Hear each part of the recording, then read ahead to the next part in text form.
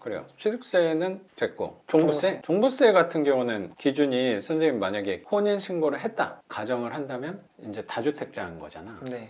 1가구 2주택 이상이 되는 거니까 그럼 종부세 기준이 9억이잖아요. 9억이 선생님 9억이고 선생님 아내분 9억 따로 오란 말이야. 그렇죠. 9억씩. 기준이 9억으로 주는 거고 그러면 아직 거의 4억 아직 여유가 있으니까 뭐 그 종부세랑도 별로 상관이 없다. 그 이후에 취득한 물건에 대해서도 상관이 없나요? 이후에? 그 이후가 그가 뭐야? 빌라 낙찰 받은 이후, 여러 개의 빌라를 낙찰 받은 이후에 그러면은 다주택자 분들이 더 많을 거 아니야. 네, 이 그쵸. 시장에는 빌라. 어떻게 네, 보면 네. 조그만 주택 여러 개 갖고 있는 사람이 많다 그러면 그 사람들은 다 1억 이하를 또 공략하지 않을까?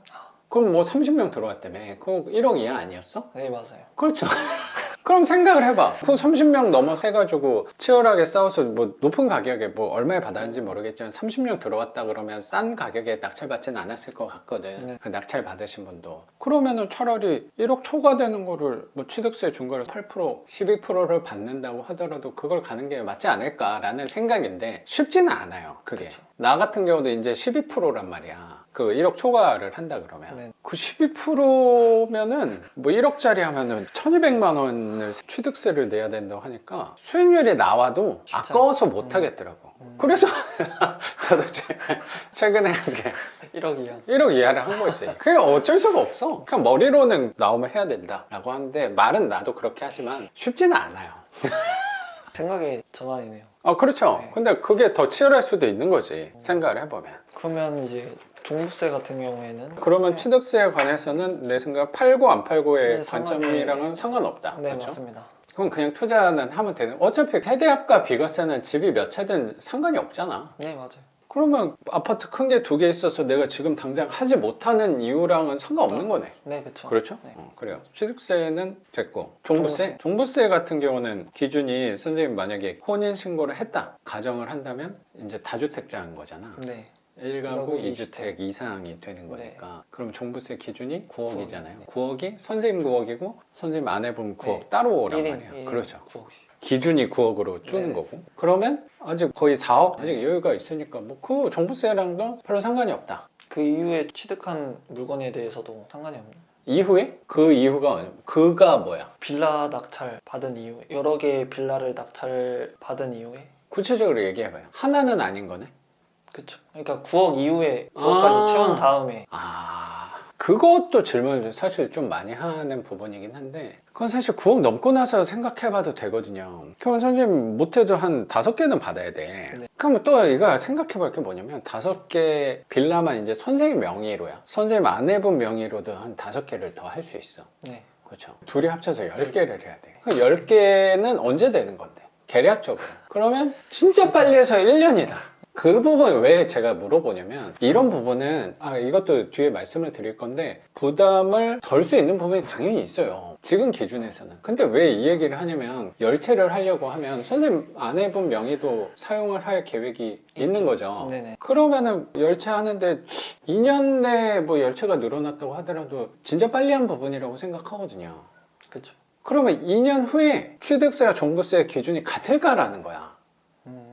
그때 똑같을까 과연? 그러니까 왜 10개를 할 이후 거를 지금 고민을 하고 가냐는 나는 생각인 거야. 지금 그냥 하면 되는 건데 아니 내 생각은 좀 그렇다는 거예요. 그리고 만약에 올해 안에 뭐 10개가 될 수도 있잖아. 그러면 임대사업자 등록하면 되지 뭐. 그러면 임대사업자 등록하면 종부세 합산 배제 받을 수 있잖아요. 네, 맞습니다. 그러면 상관이 없어. 근데 그 임대사업자가 또 지금처럼 똑같을까도 한번 생각해 볼 필요가 있는 거지. 맞아요.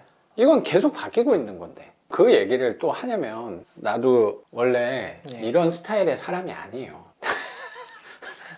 나도 원래 되게 계획적인 사람이야. 원래 계획을 첫 번째 집 하고 이제 4개는 방창카드 쓰고 하고 뭐 5개부터는 뭐 사업자 제출로 가고 뭐 10개 이제 종부세가 꽉 차면은 이제 임대사업자 등록해서 종부세 합산 배제 받고 뭐 이런 방향으로 계획을 나도 원래 하는 사람이에요, 선생님. 근데 왜 그런 과정을 안 하기 시작했냐면 그게 자꾸 바뀌더라고. 바뀌잖아요, 중간에?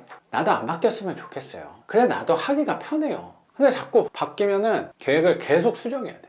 또 힘을 써야 되는. 그렇죠. 그러니까 큰 방향만 정하면 돼요. 그거는 나는 한다. 선생님이 아까 말한 뭐 30개든 100개든 나는 계속 월세 쪽으로 현금 흐름을 늘려가겠다만 방향을 잡고 지금 상황에 맞는 내가 움직일 수 있는 유리한 방향대로 그리고 지금 할 수 있는 것만 하면 돼요. 너무 세부적으로 계획을 잡으면 움직일 수가 없어요. 내가 생각할 때는. 아니 뭐 내가 뭐 훈계하고 그런 건 아니에요. 근데 지금 아무 제약이 없어. 그냥 하면 돼. 오늘 나를 찾아오는 게 아니었고 입찰장을 가는 것도 그냥 나쁘지 않았다 생각도 드는 거지. 근데 이렇게 한번 얘기하고 나서 또 하는 것도 굉장히 중요한 과정이라고 아주 잘 왔습니다. 감사합니다. 제가 감사하죠.